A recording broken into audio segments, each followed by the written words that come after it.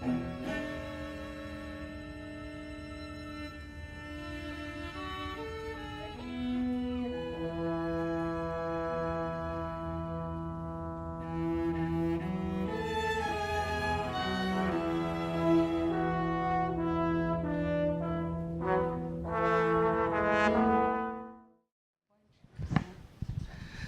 boa tarde a todos.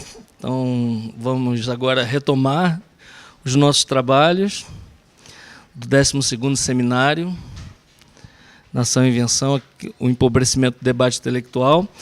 E para essa primeira conferência da tarde, intitulada Bundo, Vasto Bundo, Mercado, Ideias e, afinal, o que é uma poesia, vamos convidar a compor a mesa o Dr. Deneval Siqueira de Azevedo Filho, da Universidade Federal do Espírito Santo. Agradecer muito aqui a presença do Dr. Deneval. Dizer que o professor Deneval é professor associado 4 no Departamento de Línguas e Letras do Centro de Ciências Humanas e Naturais da Universidade Federal do Espírito Santo, onde atua como professor de Teoria Literária e Literatura Brasileira na graduação e no programa de pós-graduação em Letras. Ele é mestre e doutor em Estudos Literários, Teoria e História Literária, perdão, estou lendo aqui. Ele é pós-doutor sênior em Letras, Estudos de Literatura pela Universidade Federal Fluminense. E aqui ele desenvolveu a pesquisa intitulada O Espanto das Máscaras Mortuárias, Signos de Vida e Signos de Morte nos Limites da Linguagem. E o professor Deneval também é membro do grupo Narração, e nessa tese nesse trabalho de pós-doutoramento, teve como sponsor a professora doutora Lucelena. E para encerrar, gostaria de dizer que ele também é curador do acervo de literatura das bibliotecas estaduais do Espírito Santo. Então, com a palavra, o professor Deneval. Obrigado. Boa tarde a todos. É um prazer muito, muito grande estar aqui com vocês. A convite da Lucelena para fazer a conferência e como membro do grupo já há algum tempo. Desde que aqui iniciei minhas pesquisas com ela em 2011. Mas já sendo leitor em potencial, né, de toda a parte teórica que ela vem desenvolvendo sobre a literatura, os estudos de literatura não só brasileira, mas incursões pela filosofia da linguagem, etc., etc. Então, sou leitor de Lucelena há muito. E ela não se lembrava, mas ela tinha sido minha professora na especialização de literatura brasileira do modernismo a long time ago. Então, isso não se fala, né? Então, pensando bastante no tema e no que eu poderia trazer de contribuição para esse debate tão enriquecedor, eu pensei em tratar um pouco da questão da poesia, e o mote que me fez trazer para vocês a minha fala foi voltar a refletir sobre o que, no início dos anos 80, a professora Ilmena Maria Simon e o Vinícius Dantas, são 2 críticos literários, escreveram um artigo na revista do Sebrae intitulado Poesia Ruim, Sociedade Pior. E depois esse mesmo artigo foi republicado pela Remate de Malles, da Unicamp, do IEL, a revista oficial do IEL, e pensar também que, durante o meu doutorado na Unicamp, eu havia apostado em determinados autores periféricos e, com uma certa argumentação e por força da própria teoria literária, teria dado à banca, né, condições de analisar. E brinquei um pouco com a história de mercado, né, dialoguei com a questão da indústria cultural, mas hoje eu trago para vocês, na realidade, uma pequena e breve historiografia da poesia de Valdo Mota, que é um poeta espírito-santense, e editado, um dos livros dele, editado justamente pela editora da Unicamp, depois da defesa da minha tese, e pela própria Iumina Maria Simon, que organiza os poemas, porque, na época da Poesia Ruim, Sociedade Pior, ela tinha combatido os poetas marginais, né? Então, o Valdo começou como poeta marginal. Então, eu vou tentar brincar com essas coisas aqui, trazendo para vocês não só a poesia dele, mas a negociação desse livro, que foi pedaços, claro, excertos, né, da negociação em cartas abertas a Waldman e a Iumina Maria Simon, e trazer também o meu ponto de vista sobre a poética do Valdo. Então, em suma, é isso, defendendo, né, pela incursão dele, desde essa literatura de mimeógrafo marginal, no Vale do Cricaré, em São Mateus, que é o norte do Espírito Santo, até a sua consagração, né, nesse eixo editorial maior. Ok. Na poesia brasileira contemporânea do Espírito Santo, a passagem dos anos 60 para os anos 70 do século XX significou bem mais que uma mudança de década. Para uma parcela significativa da intelectualidade, essa passagem marcou o momento de uma virada intelectual vivida nos seus instantes iniciais de maneira especificamente angustiante. Paralelamente, é do jogo de diferentes forças que vão surgir a materialidade e a definição do fenômeno poético ou de um processo no qual se constitui o rótulo poesia marginal, designando esse mesmo fenômeno. Quer dizer, no caso de Valdo Mota, eu vou defendê-lo como marginal de mimeógrafo, depois como marginal mesmo, de marginalidade periférica, né, para chegar ao poeta maldito, que eu acho que ele pode ser considerado hoje. Então, o que me interessa sobremaneira, e o elo que eu vou tentar estabelecer, né, entre essas duas questões próprias, são regras e valores também próprios, e é a partir daí que surgem aproximações e afastamentos com outras formas de produção literária ou artística, e se define com vigor crescente especificidades, construindo-se paralelamente a trajetória do fenômeno.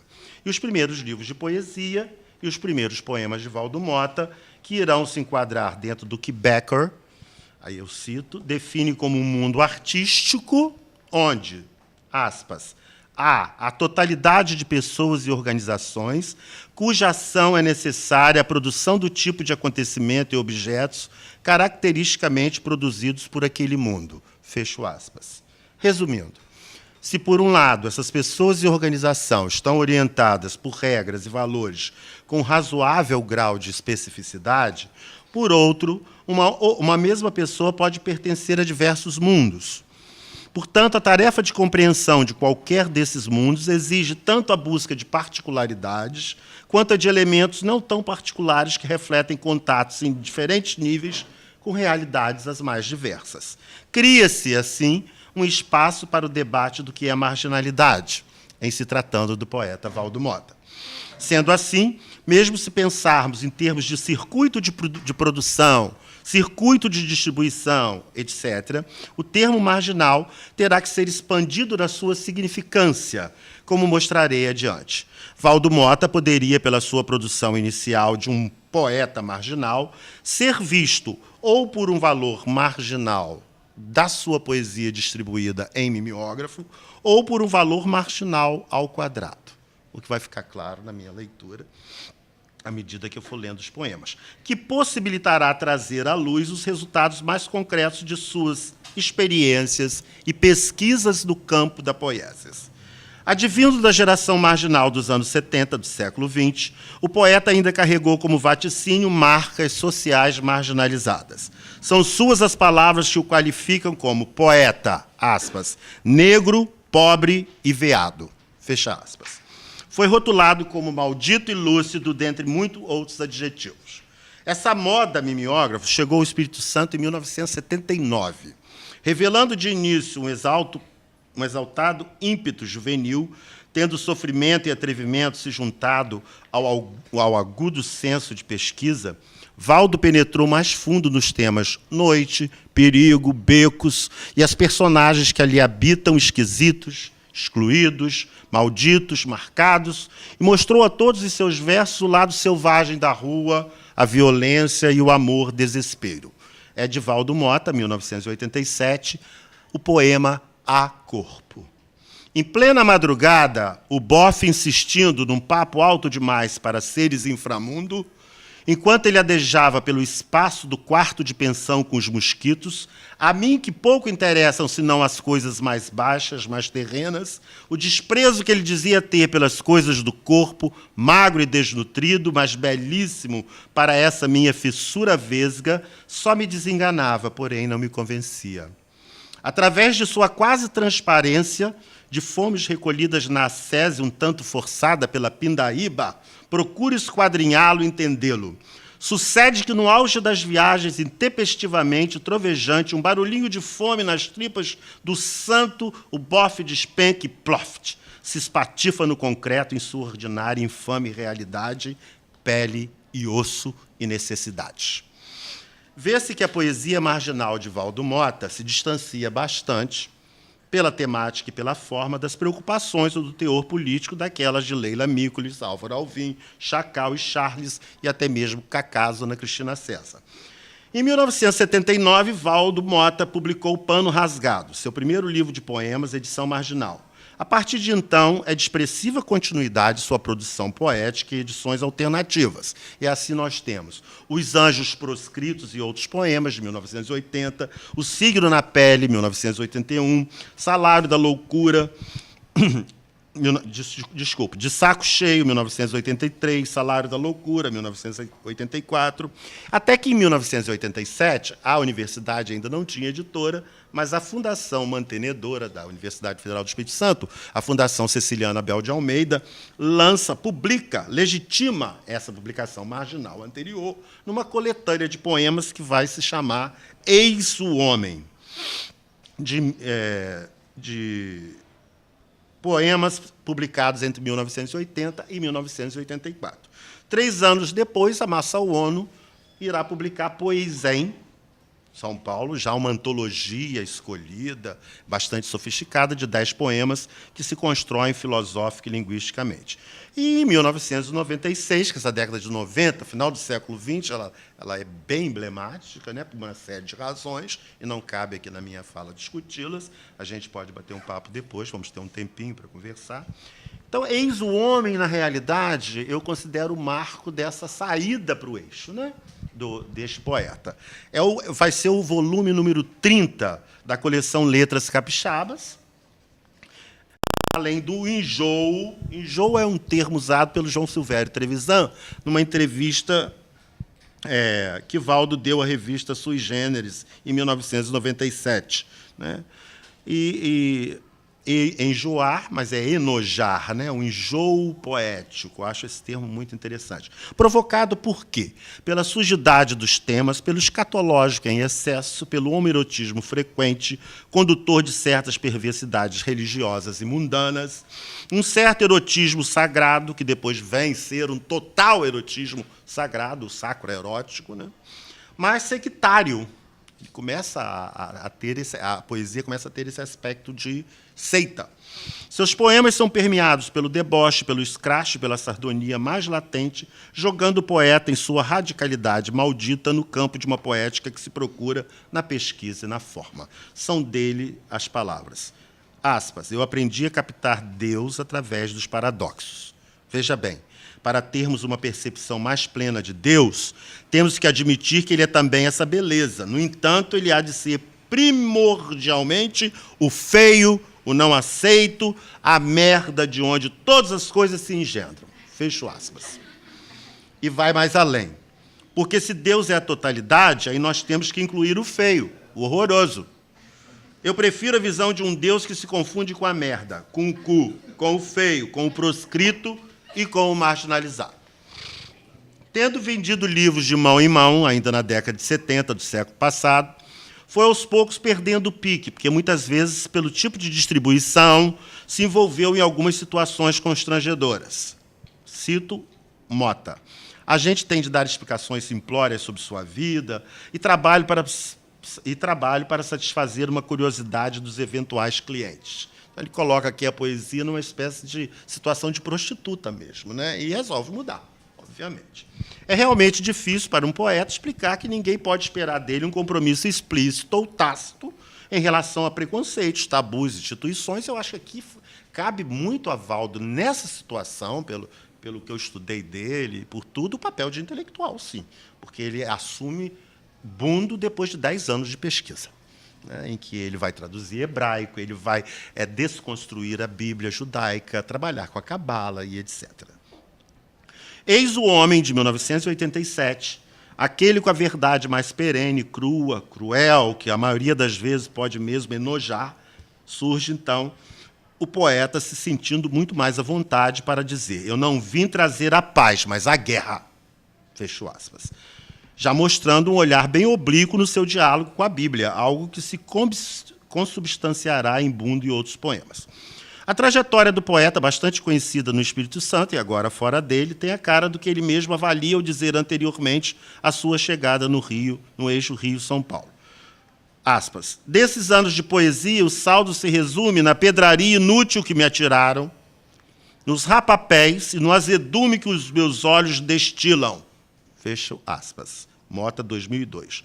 Hoje fala com muita tranquilidade. Radicalizei, referindo-se às suas mais recentes pesquisas e projetos off-cena.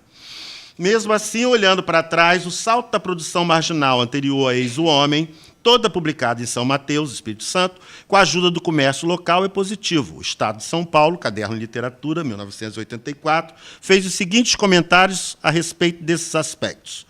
Abro aspas. Quando o sinal fecha para o trânsito entre a Avenida Jerônimo Monteiro e a Rua Barão de Monjardim, no centro de Vitória, os meninos que estão nas calçadas se lançam sobre os carros com seus produtos. Oferecem limões, caquis ou goiabas aos motoristas ou pedem esmolas. No meio deles, o poeta Valdo Mota, 24 anos, disputa também fregueses para a sua mercadoria. O livro Salário da Loucura, definido por ele mesmo como explosão de indignação. Ainda na mesma matéria, abro aspas, o poeta negro, dentes brancos e brilhantes num rosto bonito, gestos suaves, corpo frágil, que carrega seus livros pelas ruas da cidade e que divulga sua obra assim, devagar, já escrevia em pedaços de jornais e revistas para saber o que se passava no mundo. Fecho aspas. Deliberadamente desbocado, Valdo sempre dá seu recado, aspas, sem eufemismos nem panos quentes, num discurso rasgado e desbocado, e nem por isso menos poético. Não fosse assim, não seria ele o poeta que é, fecho aspas, manifesta-se Reinaldo Santos Neves, que é outro escritor espírito-santense, que publica atualmente pela Bertrand Brasil.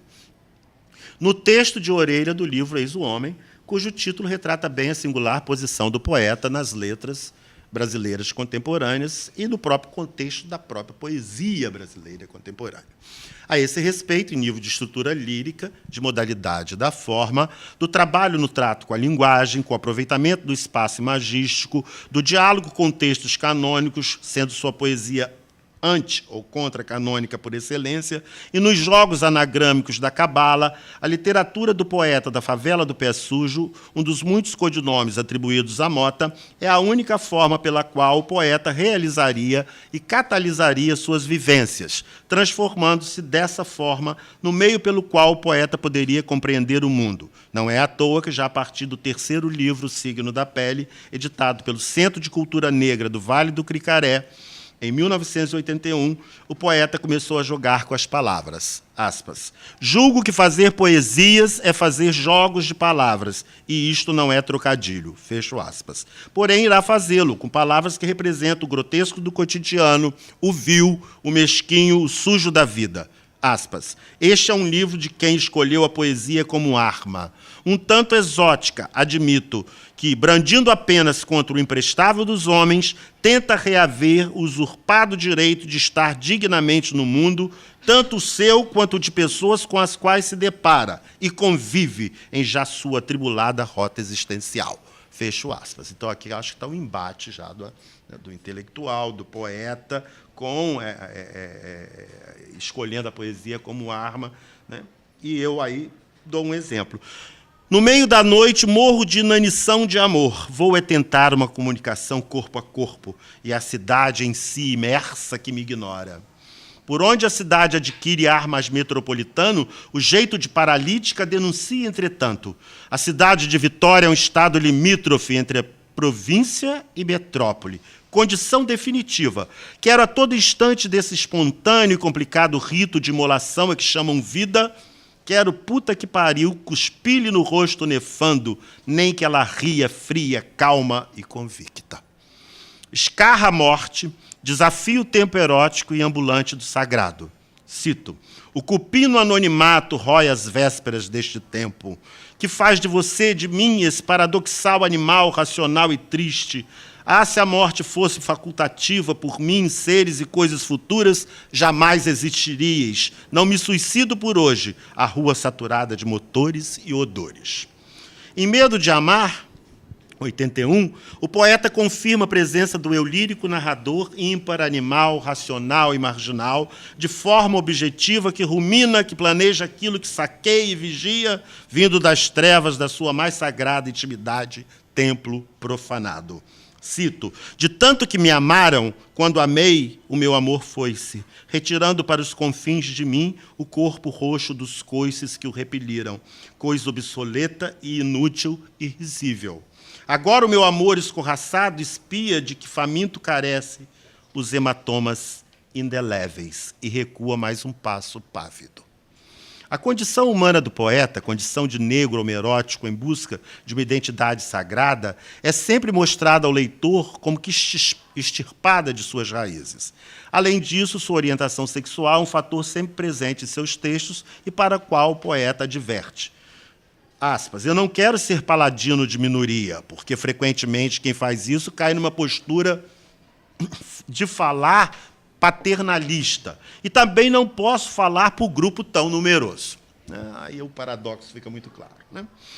E colocar minha poesia a serviço da dignidade humana, o que implica em defendê-los. Na entrevista que concedeu a João Silvério Trevisan, em 97, ao ser perguntado se tinha deixado de ser homossexual, Valdo Mota responde: não, eu continuo homossexual com aquele afeto e o mesmo desejo, mas estou a fim de inaugurar um novo padrão de relacionamento.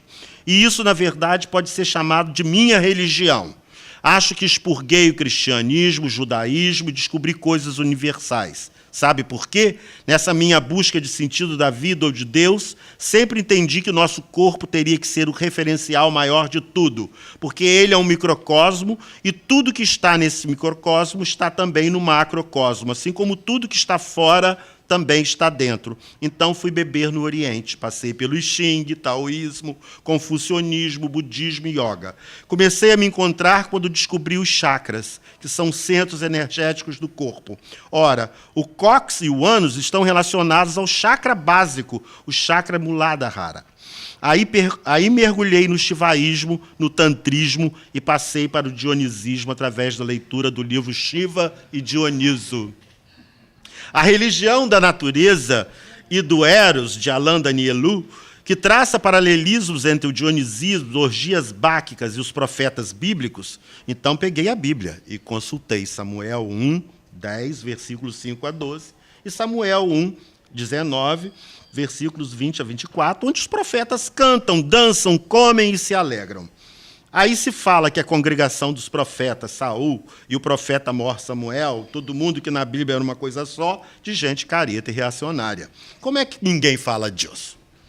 Quando publicou Eis o Homem, Valdo Mota estava claramente preocupado em compor poemas bem escrachados, escatológicos, mais crus, mostrando um contraste bem interessante entre as alusões bíblicas dos títulos e a irreverência gaiata da capa, uma piranha de cara arisca e esperta. Para Mota, o propósito essencial da poesia moderna, cito Mota, é que ela seja uma farpa de luz cujo alvo seja o coração do homem. Que ela seja um veneno ou um remédio, não importa. Importa, sim, que ela cumpra a sua função de determinar o sentimento do homem, fecho aspas. Essa sua função passa a ser perseguida pelo poeta e se concretizará, como mostrarei agora, em Bundo e outros poemas, de 1996, livro escrito e publicado depois de 10 anos de profunda pesquisa estética e sacro erótica. Afinal, ser poeta para Valdo Mota, abre aspas, é estar muito mais próximo de um santo, de um sábio, de um profeta, do que de um mero intelectual que escreve versos. Fecho aspas. O que confirma que o próprio poeta nos mostra, em muitos dos seus poemas mais recentes, de alto tom sectário, prosélito e, por isso, pregacional, além de irônico no que diz respeito à farsa dos falsos profetas contemporâneos, por ele desvelados, sempre via escracho como em guerra aos deuses todos e às putas que o pariu, a deusa artimanhosa que abestalha os homens com mumunhas e promessas implausíveis, para Tecelândia em glórias sinas. Ó cavalos mediúnicos da besta, recusai vosso repasto de abrobrices e banalidades xoxas, e destronai de vossos lombos quem vos oprime e tange nos caminhos do inferno decorado de europeus e bugigangas. Desarmem-se as tendas das verdades tacanhas e postiças que adiam para o nunca o gozo do paraíso aqui, bem aqui na Terra Santa, cheia da glória de Deus, Virgem Mãe Celestial. Já é bundo isso. É importante salientar que ele começa, então, a mexer com o religare, que é essa questão da religião, né? E a dar todo um tratamento já sectário mesmo e sacroerótico à sua própria poesia, né? E aí é descoberto pelo Luísa Buarque de Holanda, né? Também, quer dizer que foi... E esses poetas, uma antologia dos poetas dos anos 90, já traz o Valdo Mota, né? No seu... vamos dizer assim, no seu auge de poesia. Para não furar meu tempo, eu vou falar mais um pouquinho de Bundo e trazer para vocês alguns haikais e coisas que ele escreve que são, para mim, bastante interessantes e que vão no seu exercício de poieses, né, em que essa contemplação, ou espécie de contemplação dos extremos que se tocam, dos opostos que se anulam, é o lugar para onde dirige o fluxo contínuo do eu, desse eu lírico, certamente, criando um lugar utópico onde céus e terra se refundem sem o peso do pecado, sem o peso da culpa judaico-cristã, né? E confirma-se dessa forma na sua poesia muito do seu projeto de vida em nuances autobiográficas bem marginais e malditas. São do poeta as palavras, aspas, meu projeto de vida, uma aventura em busca da verdade, intuída como a ciência da restauração da condição divina. Fecha aspas. Nesse fluxo vertiginoso, né, nós encontramos Encantamento, um dos poemas que mais louvam o verbo sagrado inesperadamente. Ó Deus, ser pentecostal, que habitais os montes gêmeos e fizeste do meu cu o trono do vosso reino. Santo, santo, santo Espírito, que em amor nos forjais. 1996.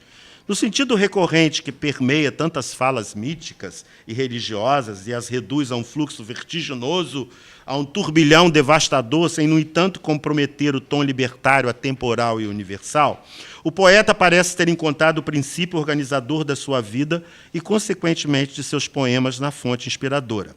Continua em Deus furioso, nome do poema. Felai-me com vossas línguas, atiçai-me o vosso fogo, dai-me as graças do gozo, das delícias que guardais no paraíso do corpo. E há outros poemas, Deus furioso, Oferenda à Mãe Primeira, Consagrei-me sacerdote do Espírito Santo, No cu do mistério, Meu nome não é meu, Com vara no lombo, ele tem um haikai muito interessante, Pelo rabo fisguei o Leviatã, né? Nesse livro. A meu ver, é em Deus Furioso que vejo a confluência de todos esses aspectos fortes e latentes da poética de Valdo, inegavelmente o maldito contemporâneo. A rejeição de regras manifesta-se também, geralmente, com a recusa em pertencer a qualquer ideologia instituída. A desobediência, enquanto conceito moral, exemplificado no mito de Antígona, é uma das características dos poetas malditos. O termo é relevante para as vanguardas do século XX, para a poética do século XXI, não apenas porque alguns dos seus precursores foram qualificados como malditos, mas porque estas, com sua postura polemista, iconoclasta, tendiam a sofrer grande resistência nos meios culturais. Um outro aspecto importante, como exemplo, podemos citar alguns versos de Deus Furioso. Estendi mãos generosas a quantos permitiram e disse, sou Deus. Quem acreditou? Fui humilhado, escarnecido, Deus viado? Ou em poemas sem título, Mundo Cão, Osso de Alegria, Única Ração. Ainda em Tudo em riba do Penedo, tudo em cima do morrão, todo mundo atrás de Deus, Deus atrás de todo mundo, Deus fiel e bom que atiça o fogo da vida em nosso rabo. Um outro aspecto importante da obra de Mota é o que diz respeito às técnicas empregadas, que constituem uma singularidade do seu projeto literário, poético e de sua aventura artística.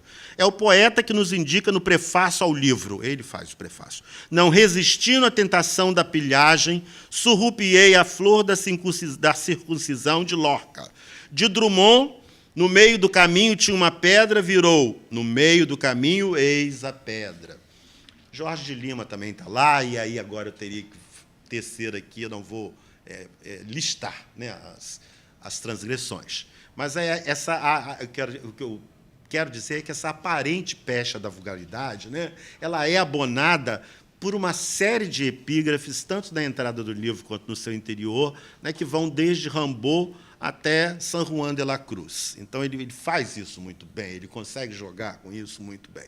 Então, eu destaco, a seguir, para finalizar, algumas observações que considero relevantes para a análise de Bundo e outros poemas, que são, em primeiro lugar, o poeta, depois desse histórico todo, eu poderia ficar aqui horas falando, guarnece seus textos, reitero, com uma série de epígrafes, tanto na entrada do livro quanto no seu interior, com a intenção de ter um respaldo da tradição e do eruditismo, mas como maldito subverte-os, provocando uma poesia anticanônica.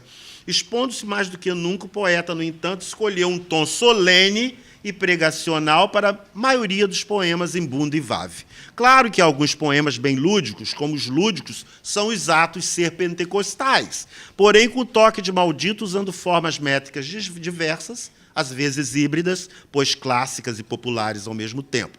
Um exemplo são as redondilhas maiores e menores em tudo em cima do Penedo, tudo em cima do morrão, todo mundo atrás de Deus, Deus atrás de todo mundo, Deus fiel e bom. Quer dizer, uma musicalidade muito pesquisada, o ritmo, né? Isso tudo você encontra de uma forma, com um preciosismo, né? Preciosismo no sentido bacana da palavra.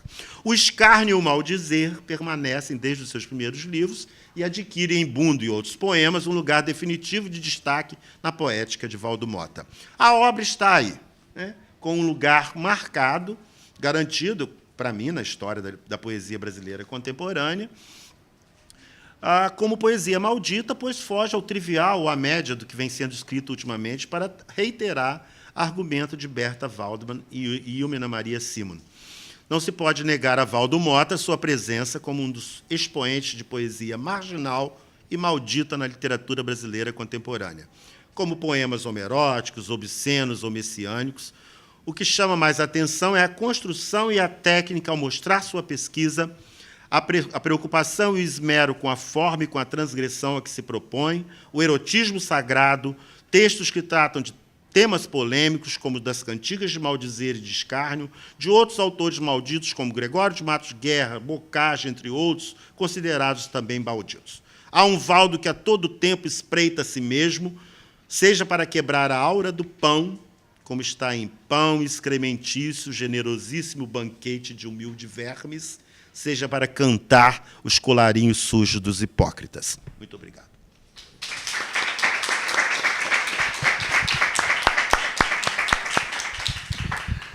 Uma aguinha agora. Eu ia te dar uma água, mas eu tinha que fazer isso. Ufa, né?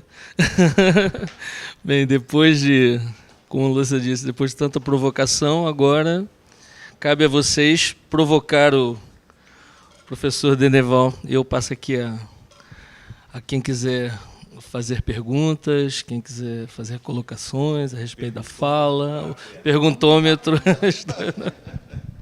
Vai inaugurar? Eu não queria fazer pergunta, não. Eu queria fazer... É chato que quem começa a fazer pergunta faz conferência paralela, né? É que eu achei muito instigante o que você disse e me lembrei muito do seguinte, quer dizer, como se o Valdo...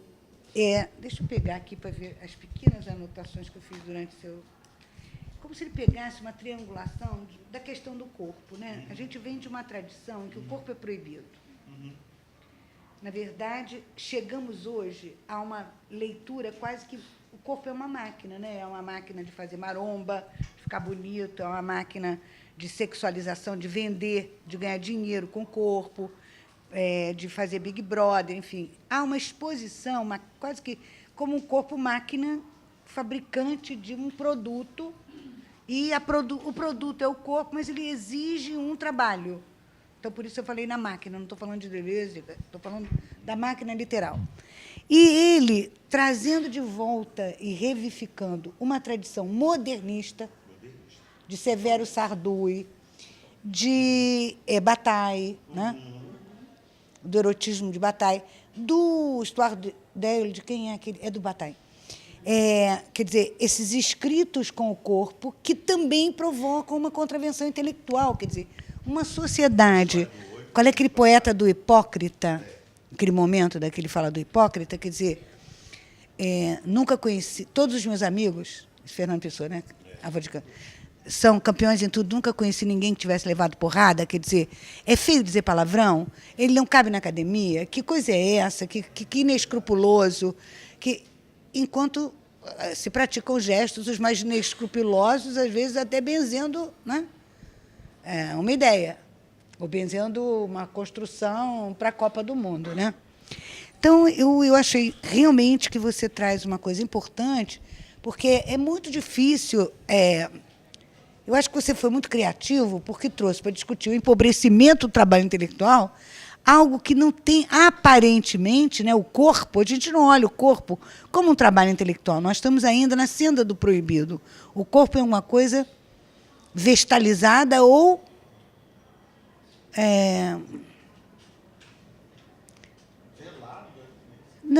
ou prostituída, né? A gente faz uma coisa muito binária sobre o corpo, ou então o corpo gangrenado, o corpo cruelizado, mas esse corpo vigoroso, desejante, né? Esse corpo divinamente humano, onde você tem os prazeres maravilhosos que você teria com emoções religiosas também, né? Então, esse corpo-desejo, né? E esse desejo que está... Então, dessa condução da vida, eu achei muito interessante como uma reação, quer dizer, de reflexão sobre o momento que a gente vive de esterilização do corpo, né? As pessoas têm relações assustadas umas com as outras, ninguém mais tem coragem de morar junto, né? As pessoas vivem em casas diferentes, namoram, estou ficando, quer dizer, a ideia do passageiro, a ideia do assustador, do compromisso, ou então da incapacidade do afeto, né? Que a gente vê muito, por exemplo, nesse estudado nosso curso do João Gilberto, né? Essa dificuldade de estar no mundo e de estar com o corpo, de estar com o outro e com o corpo do outro, né? Então, achei super interessante. Obrigada, viu?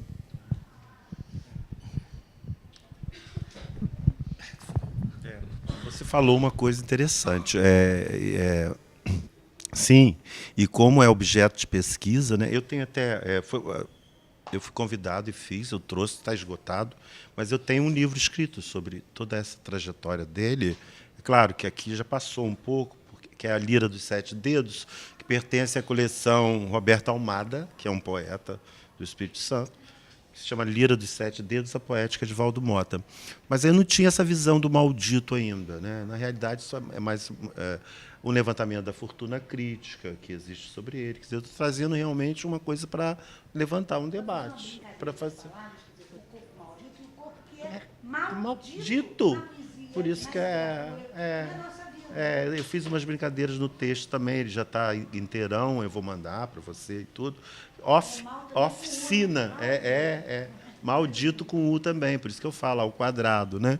E ele, depois desse livro, ele lançou um livro chamado Transpaixão, que é uma coletânea de alguma coisa que ele tinha escrito, e esse livro foi adotado para o vestibular. Nossa, o Espírito Santo se levantou.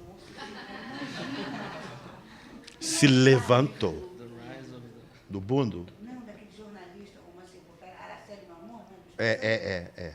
Pois é. O Espírito Santo se levantou, mas aí a universidade bateu o pé e Transpaixão acabou 2 anos fazendo parte do vestibular. Que seria, logo após Bundo, ele lançou Transpaixão e depois Recanto, poema de 7 letras, e agora ele está há um tempo pesquisando sobre a tradição indígena. Quer dizer, deve sair algo aí bem interessante, né, em breve. Então, ele tem um trabalho, ele tem. Não, ele foi artista residente em Beckley, né, e em Vila Valberta, na Alemanha, mas é uma pessoa que vive extremamente, vive numa comunidade, é pobre, enfim, né? O Rick o conhece, e ele foi a um congresso que nós fizemos, mas ele também é na dele, ele não aparece na academia, ele começou jornalismo, não terminou, mas o debate com o Valdo é difícil também, porque ele é uma pessoa difícil. Eu sei porque eu convivi na época que o meu 3º capítulo da minha tese de doutorado é apostando numa poesia dessas, então você imagina. Então eu sustentei em Campinas por 7 meses com a minha bolsa da CAPES. Eu entregava na mão dele para ele ficar lá para negociar. Ele levou 1 ano negociando a edição desse livro com a Unicamp. Ela que organiza junto com a Ilmina.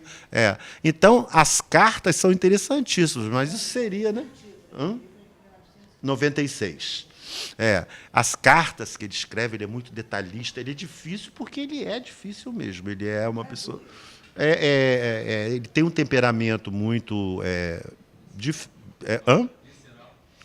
e ele não abre muito mão da sua filosofia, de vida, da sua existencialidade, e adora dinheiro, e vive na pobreza. Então, que é coisa mais difícil do que isso, não é? É uma coisa muito difícil. Né? Então, exatamente. Então, por exemplo, você o convida para uma fala na universidade, ele cobra R$50 mil. Então, ninguém não vai. Está cobrando R$50 mil. Nós fizemos uma feira literária africana no passado e tal. Não, mas eu acho que nesse ponto não me interessa a universidade. Porque ele chega uma hora que ele fala mesmo. Agora, no congresso que nós fizemos lá, ele foi, né? Foi por menos. Não, foi por menos. Nós demos um dinheiro e tudo. Mas aí também interessava ele politicamente estar naquele congresso. Não, eu também acho. Porque nós, intelectuais, ficamos assim, muito vaidosos, porque alguém nos ouça, nosso narcisismo, né, fica contente com as palavras.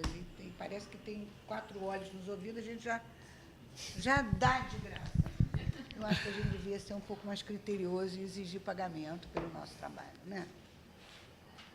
Eu não tenho dinheiro para dar para meus convidados, mas eu dou alguma coisa. De graça não. Não, vocês estão todos aqui de graça, mas receberam umas gracinhas também. Eu fiz muita piada, né? Não estão pagando nem as bocas de concurso. Tem profissão mais mal paga? É uma das mais mal pagas. Só para ilustrar aqui, a UFRJ está com um problema seríssimo de montar as bancas, porque ela não paga nada. Mas antigamente não pagava banca nenhuma. Na banca de concurso público. Público. Não é de banca de mestrado, doutorado, não, que essa já é de graça mesmo. O de concurso público. Nem o táxi, nem a passagem. Vai e toma ali o que ele se valoriza. Eu acho que ele se valoriza. Inclusive, eu, nesse livro, tive uma maior preocupação, porque depois ele trocou o nome por W. Tem uma história. Aí, o fornecedor tinha alguns livros ainda, ele proibiu. Por quê? Porque quando eu escrevi era a ver com... Então, ele diz que o livro está cheio de erros ortográficos. E a culpa é sua. Não, por causa do V. Não. Erros ortográficos, porque o V não é mais V, é W. Então, está errado. Então o meu está certo. Não. É W. É W hoje, porque ele trocou para W, por questões numerológicas. Ele é numerólogo. Então, esse livro, agora eles querem fazer uma espécie de... É um personagem, exatamente, é um personagem. E ele quer agora editar, e quem está fazendo com o doce sou eu, porque os direitos autorais são meus. Entendeu? O Francisco Aurélio me falou, dê lá uns 2 mil, 3 mil a ele, a universidade dá, ou sei lá quem vai dar, a Secretaria de Cultura, que no instante tudo se acerta. Então, Me deu um e-mail, você é um idiota completo. Viva Valdo, ele tem que ganhar 50 mil, ele merece. Nós também. e ele fazendo uma apresentação das poesias dele é algo, né, inenarrável, porque ele tem uma performance toda especial. Ele fez no Teatro Oficina, né? Ele, nessa época... exatamente. Com o outro, quando é o parceiro dele de fazer aula show, eu cobrava 4 mil reais a aula show. Isso mesmo. Eu estou esquecendo o nome também. Olha o outro que é pianista fantástico, um grande músico, Não me lembro. também faz crítica literária e agora... O outro. O Wisnik trabalha de Em dupla, com parceria. Eles estiveram na UFS, mas não estou me lembrando o nome. Ele é um rapaz brilhante. Teve uma conferência e ele falava de música. Eu não sabia nem que ele era da área de música, eu descobri ali, ele é ótimo. Mas eles faziam isso há 10 anos. Há 10 anos eles cobravam 4 mil reais a aula show. Chamava aula show. Pois é, porque ele Tem muita gente que dá um show de aula e não cobra nada. ele fez a performance na Unicamp, ele fez no Teatro Oficina, ele faz bem isso. Declamar o próprio poema, a própria poesia. Tem, Aquela coisa forte de um... porque ela é... A Cruz de Souza sublima tudo, mas é aquela coisa forte, né? Ele me lembra um pouco essa coisa.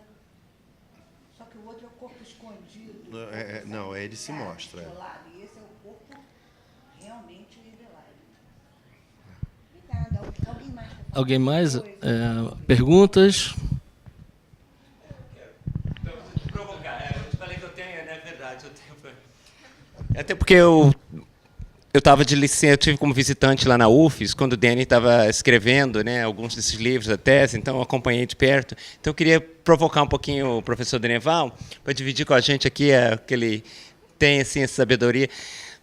Se você puder falar um pouquinho, por exemplo, dessa questão de literatura menor, que eu acho que vem muito naquele debate de literatura menor, que não existe literatura maior, literatura menor é a literatura maior, e o local da fala, o local da literatura, principalmente vindo, isso aprendi com você, Dani, do Espírito Santo, que é o primo pobre do Sudeste, que é, né, o pobre dos ricos.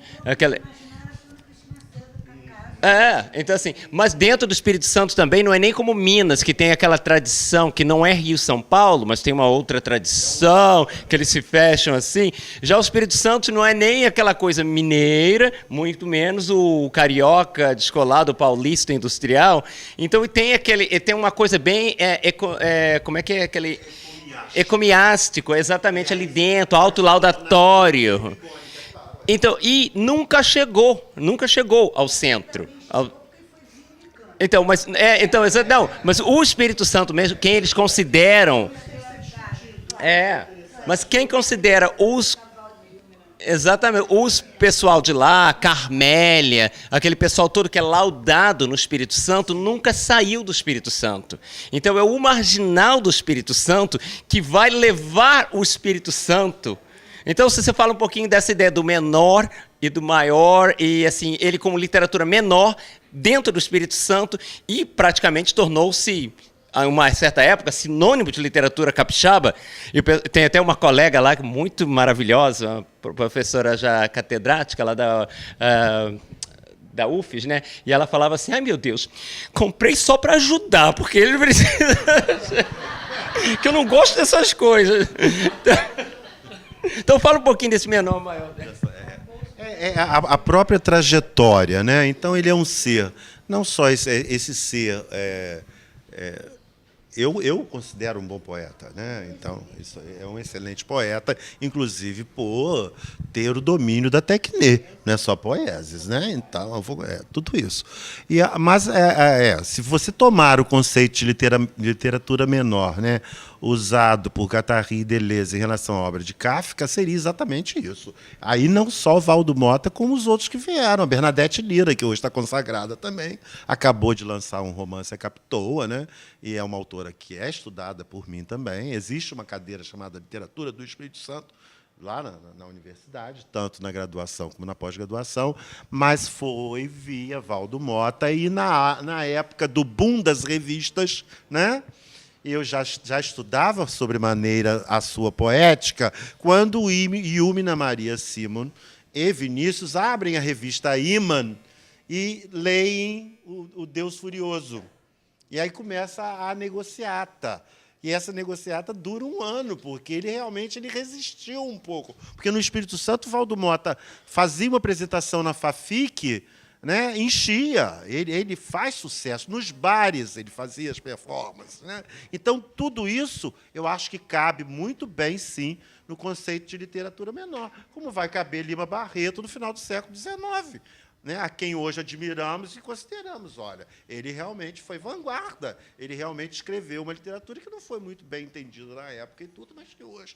Então, acho que o Valdo é responsável, sim. Inclusive, quando assistimos o Valdo junto com o José Celso Martinez Correia, né, no Teatro Oficina, foi assim, um delírio, porque você imagina os dois juntos, né, assim, a força, né, da dor. Aí você vê dor. Foi quando a Iumina escreve Valdo Mota, Melancolia e Desencanto para a revista Praga, depois que ela assiste, né, a performance dos dois. Mas é claro que quem trouxe isso para o eixo foi o Valdo. Isso aí eu defendo, eu sempre defendi, não é? Mas dentro daquele conceito da literatura de Kafka estudado. Já está na hora, né? Tá bom? Eu acho que sim. Agora, a dor, essa melancolia, isso tudo está muito presente. Né? Por trás de toda essa aparente pecha de vulgaridade, há uma literatura que quer dizer eu sofro, né? Eu sou político, eu sou social, eu sou um ser, estou aqui, é isso que eu tenho para oferecer, que é o pão excrementício. Não é isso? Obrigado. Bem, então, agradecer aqui muitíssimo ao professor Denival pela belíssima palestra, por trazer esse poeta nessa tarde, né, que eu acho que foi muito, muito produtivo, muito importante esse momento, e o momento da poesia. Né? Nós estamos lendo cada vez menos, né, poesia, e essa é muito importante que a gente tenha uma das mesas dedicadas a ela. Né? Então, agradecer muito ao professor Denival, agradecer a todos, e agora vamos passar para a nossa segunda conferência. Obrigado, professor.